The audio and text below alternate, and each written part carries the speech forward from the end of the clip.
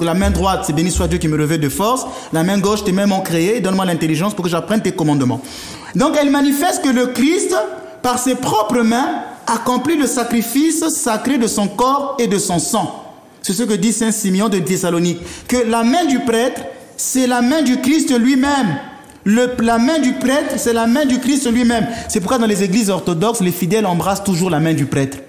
D'accord. Dans l'église catholique, c'est la main de l'évêque. Dans certaines églises catholiques, parfois des fidèles, dans certaines contrées comme au Mexique, il y a des fidèles qui continuent d'embrasser la main du prêtre. Mais sinon, dans l'église orthodoxe, c'est resté de tradition. Quand on voit un prêtre, on dit « Père, bénissez ». Et on prend la main du prêtre, on embrasse la main du prêtre. Cela signifie que la main du prêtre, c'est la main du Christ lui-même. Lors de la célébration, comme dit Saint Jean Chrysostome, le prêtre prête sa bouche au Christ et il prête ses mains au Christ. Il les prête au Christ pour qu'il agisse. Et Saint Jean Chrysostome dit, lorsque tu vois le prêtre te donner les saints mystères, c'est-à-dire l'Eucharistie, ne pense pas que c'est le prêtre qui fait cela. Crois que la main qui s'étend vers toi, c'est celle du Christ.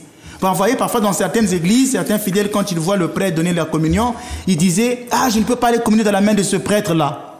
Ils sont en train de faire un état de péché. Parce que la main du prêtre, c'est la main du Christ lui-même.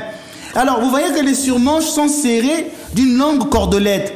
Donc, on les attache. Alors, ça veut dire que le prêtre est attaché au ministère sacerdotal pour toujours. Cela rappelle un peu les... Ad libitum. Oui, ad libitum, bon, pour toujours. Cela rappelle les mains du Christ qu'on a emmené quand on l'a attaché pour l'emmener chez Pilate. Donc le prêtre était un homme sacrifié.